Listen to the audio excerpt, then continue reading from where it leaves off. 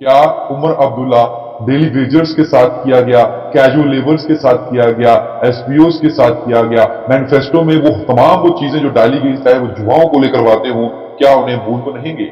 कहा तो यही आता था कि पहले ही कैबिनेट में जो है हम जो है पहली कैबिनेट मीटिंग में ही फैसले करेंगे, लेकिन पहली कैबिनेट मीटिंग के अंदर रेजोल्यूशन पास स्टे रूट का हुआ। हम स्टे रूट के खिलाफ नहीं, अच्छा कार्य किया। जो वादा किया गया था उस वादे को जो है उमर अब्दुल्ला जो है वो पूरा करने जा रहे हैं और जो दिल्ली भी पहुंचे हैं। लेकिन सवाल ये उठता है कि डेली वेजर्स की रेगुलेशन का क्या?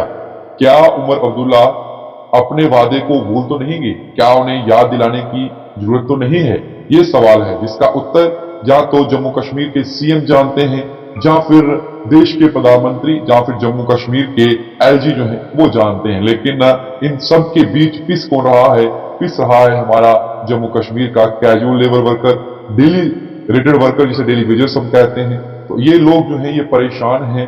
इनमें से कई इनके भाई जो है आज इस दुनिया में नहीं रहे।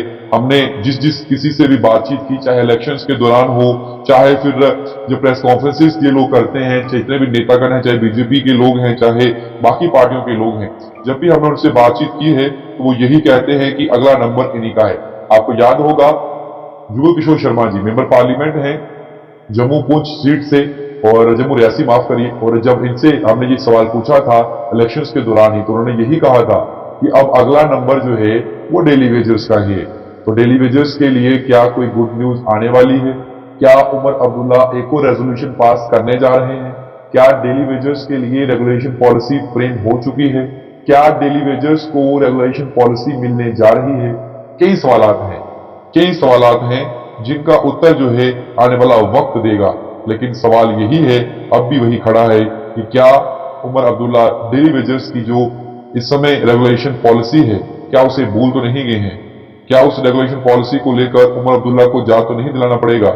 ये कुछ सवालात हैं जिसका उत्तर जब भी हमें मौका मिलेगा हम जम्मू कश्मीर के चीफ मिनिस्टर साहब से ये सवाल जरूर पूछेंगे कि क्या आपने डेली वेजेस के साथ जो वादा मैनिफेस्टो में किया था, आप उसे कब पूरा करने जा रहे हैं? और आखिरकार कब जो है जम्मू कश्मीर के वो तमाम डेली वेजर्स, मेरे भाई बहन जो है, उनका परिवार और वो लोग भी जो आज इस दुनिया में नहीं है, वो कब जो है उन्हें उनका हक जो है आप देने जा रहे हैं?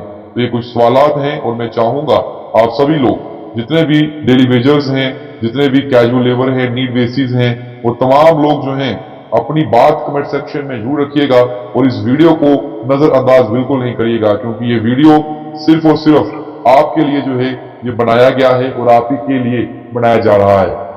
तो इसलिए जितने भी मेरे भाई डेली वेजर्स हैं, जितने भी मेरे भाई कैजुअल लेबर वर्कर्स हैं, वो तमाम लोग जो है इस वीडियो को शेयर करिए ताकि आपकी वीडियो जो है उमर अब्दुल्ला जी तक पहुंचे, जो जम्मू कश्मीर के चीफ मिनिस्टर हैं, और वो आपको लेकर कोई रेजोल्यूशन पास करें। और ये रेजोल्यूशन जो है जब ये पास हो उसे एलजी सर असेंट दें, यानी कि उसे सहमति दें और उसके बाद आपकी रेगुलेशन मिले। तो ये आपको लेकर एक मुद्दा था जिसको लेकर मैं आपसे बातचीत करना चाहता था।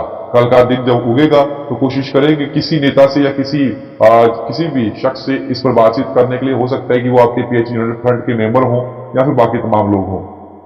अमित वैद्य जी का कमेंट आया, कह रहे हैं कुछ नहीं होना, सब ऐसे ही चलेगा। देखिए, मैनिफेस्टो जो बनाया गया था नेशनल कॉन्फ्रेंस का, जिसके दम पर, जिसके बिहाफ पर उन्होंने इलेक्शन कंटेस्ट किया और वो सरकार बनाई, वो तमाम मैनिफेस्टो की चीजें जो है उन्हें पूरा करना पड़ेगा, उन्हें अमली जामा देना पड़ेगा। नहीं देंगे तो 5 साल बाद वही चीजें जो है याद दिलाई जाएंगी। हरवंश जी नाइस बोल, शुक्रिया हरवंश जी। वीडियो को आप लोग भी शेयर करिए, अगर आप भी डेली वेजर हैं आप भी अपनी रेकमेंड सेक्शन में रखिए, क्योंकि बात अब है डेली वेजर्स की और बात है मैनिफेस्टो की। जो मैनिफेस्टो दिया गया था एनसी द्वारा, जिसमें ये कहा गया था कि हम इन लोगों को भी रेगुलाइज करेंगे, इनको लेकर भी मंथन किया जाएगा। हालांकि बड़े बड़े दावे भी किए गए थे, 200 यूनिट बिजली फ्री भी देंगे, ये नेशनल कॉन्फ्रेंस ने कहा था। अब देखते हैं कि कब हमें जो है 200 यूनिट बिजली फ्री मिलती है, यानी कि आप सभी लोगों को कब ये मिलती है, कब डिलीवर करते हैं अपने मैनिफेस्टो के अंदर किए गए वादों के अंदर, इसका हमें जो है इंतजार करना पड़ेगा। लेकिन फिलहाल आप सभी लोग, पिछले 10 साल में एनसी रही है तब भी कुछ नहीं हुआ, अब क्या होगा या आज क्या होगा? बिल्कुल सही कह रहे हैं आप अमित जी, मैं आपकी बात से सहमति जताता हूं, क्योंकि बीच में बीजेपी पीडीपी की सरकार रही, आधे साल ही, मतलब माफ करिए, आधा टेनूर उन्होंने किया अपना पूरा, लेकिन वो भी रहे। नेशनल कॉन्फ्रेंस कांग्रेस की भी हुकूमत रही, अब ये कहते थे कि हमने पॉलिसियां बनाई, श्यामला शर्मा जी उस समय सरकार के थे, उन्होंने कहा कि तमाम चीजें बन चुकी थी, हमने परमानेंट करना था, इसमें अड़चने जो है वो आ गई, रुकावट आ गई, लेकिन अब तो फुल मेजोरिटी के साथ सरकार बनी है, फुल मेजोरिटी नेशनल कॉन्फ्रेंस को मिली है, जिसमें किसी का कोई हाथ नहीं है, न कि बाहर की सपोर्ट की जरूरत नहीं है। वो अकेले दम पर ही रेगुलेट कर सकते हैं, इतने पावरफुल सीएम है, क्योंकि मेजोरिटी में उनको अकेले दम पर नेशनल कॉन्फ्रेंस जो है वो वहां से बहुमत में आई है। और जब वहां से जब ये रेगुलेशन पास करेंगे तो मुझे लगता नहीं है कि विपक्ष में बैठी भाजपा इसे अपोज करेगी, वो भी इसे सपोर्ट करेगी, क्योंकि उन्होंने भी मैनिफेस्टो के अंदर यही लिखा था कि हम भी चाहते हैं कि ये रेगुलेशन इन्हें मिले, और उन्होंने भी कहा था कि हम देंगे, पहली कैबिनेट में देंगे। ये तो उनके प्रदेश अध्यक्ष कहते थे, तमाम लोग कहते थे, लेकिन अब देखना होगा कि किस तरीके से होता है। हालांकि रविंद्र राणा जी ने कहा था कि 10 दिन के अंदर अंदर होगी, लेकिन अब वो तमाम सरकार में तो वो है विपक्ष की भूमिका निभाएंगे, लेकिन अपोज कोई नहीं करेगा।